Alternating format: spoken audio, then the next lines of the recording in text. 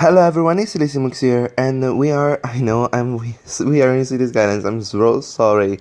I know I promised you the Hidden Child challenge, but I didn't have time to record the audio because I told you that the audio was messed up and I have to re-record my voice, and I don't know how it's gonna turn out, but I need a little bit of time, and right now I'm really, um, I don't know. I have a lot of stuff to do because I have to study for my university, and I just don't have that much time right now.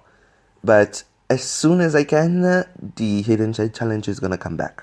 I'm 100% sure of that. But let's first address a couple of things while we watch me do this time lapse. As you may have seen from the title, the name of the city is Plandome, and I actually decided it by myself, and I like it. I don't know how it came to my mind, but I like it. And in this episode, we are gonna expand a little bit on this side, and in my idea, in the next episode, we will be expanding over the railway, as we are going to build a little part of the town now. We are going to fill up a little bit around the railway, and then I think we can leave Plandome because I don't want Plandome to be too big. It's just a little city, not a village, because of course it's a bit too big to be a village, but it's a little city, so I don't want Plandome to look too busy or something like that. So, what else I have to address? I don't think I have something else.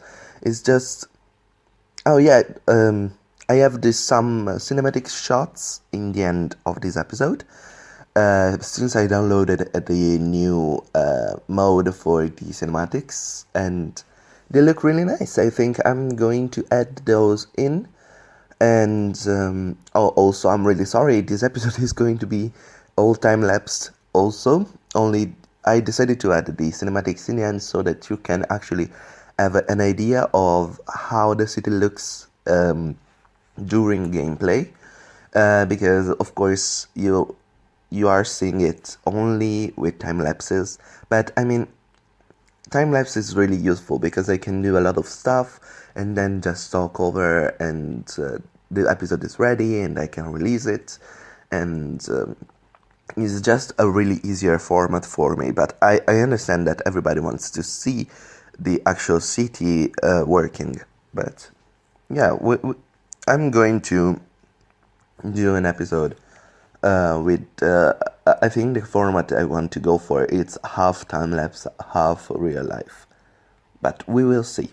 Anyway, here I'm building a big shop. It's called Saturn, but I think it's like an electronic shop, something like that. And I'm building this beautiful big parking lot because I think every shop needs a big parking lot.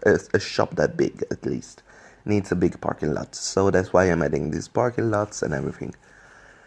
So, as you may already have seen, I also moved the bus depot to the side of this region. It's like on the outskirts of the city right now, which is fine. I'm thinking because since it's like a bus depot, it doesn't belong to the center, the city center or something like that. It's something more for the suburbs, and that's perfect. So in this position, and I decided to add this big shop here because since it's in the entrance of the city, I'm thinking like you come from the highway and you go down the little road, the 4-lane road that comes from the highway into Plandome. And I was thinking that maybe on the side there is a big shop where you can stop. I don't know. It was something that I wanted to put in, and I think that spot is really nice.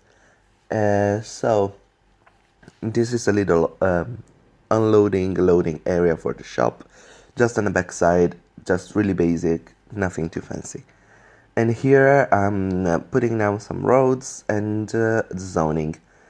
And yeah, I'm zoning a little bit around the Saturn But I think that the bus depot, is the last thing we'll see, more or less, going away from Plandome.